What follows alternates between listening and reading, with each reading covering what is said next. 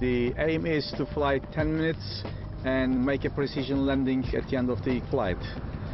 We are launching the pilots from the corridor behind me. The size of the corridor is for about 200 meters, and each pilot is allocated to 15 meters of box, so he has to launch the plane in the box. There are 2 helpers and 1 pilot in the box, and also we have 2 towmen there. They are towing the plane.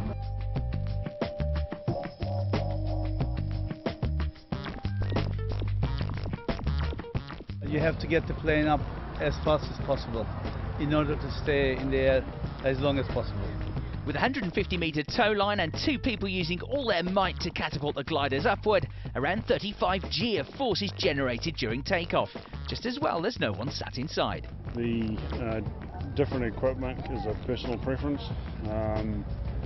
Some teams have a bar. It's allowed in the rules. They have a bar with a pulley on it, which allows you to get double the line speed, because one end of the line is tied to the ground, and the line passes through the pulley back to the guy launching. And other teams use a Y lead through the rope, so that each tower can hang onto the rope. We find the rope gives better balance. The tow is always critical. We are probably launching with the most tension. The tension is what gets us away quickly, it gets us away cleanly, and we are flying from his hand basically. 3, 2, 1. Without the altitude that comes from a good takeoff, the gliders come down early and lose points. But the best pilots stay airborne for the full 10 minutes and score extra points by finishing as close to the end time as possible. They must also land as near as they can to the target line. No, precise landing is something like you do on figure skating. You really need to practice it over and over again, and it needs to become a routine. But to stay in the air will never become a routine, because the conditions are always different. They're always changing, and especially when you have windy air like we have today and a lot of turbulence with a lot of sink, it's the most difficult task. Yeah, it's a lot of practice in the beginning, and it's a lot of knowledge about the weather. You know, regularly you don't see air. That's what makes it very difficult, but you can feel it. You have some ground signs. You know where there are sunny spots. You know how flags are moving in different ways. You feel wind gusts, and this is all about thermal movement. Sometimes you see birds circling, which are a good indicator for rising air, and that's what we try to figure out, to set our tactics up on. We don't have any feedback from the plane.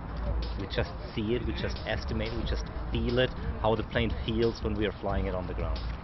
Rather than flying individually, in each round the gliders fly together in large groups. So does this enable the competitors to work together during the flight?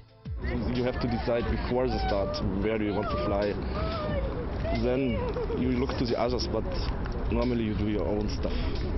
For me, for sure, when you see there's a model climbing up, you can fly it there, but normally you decide before you start what do you want to do. The models are affected by even the slightest change of weather, so the pilots can use ballast to adjust the weight, or they can even substitute the entire glider. It depends on the wind and the weather. They choose a heavier model or a lighter model, and that does affect the launch also.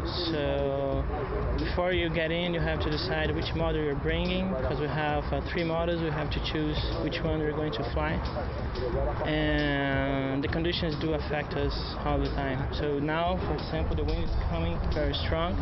The first round I flew a light model, very light one, but now I cannot use that one. I have to use a stronger model with more carb on the wing and more weight to come back, because everybody's going with the wind, and then to come back you need more energy.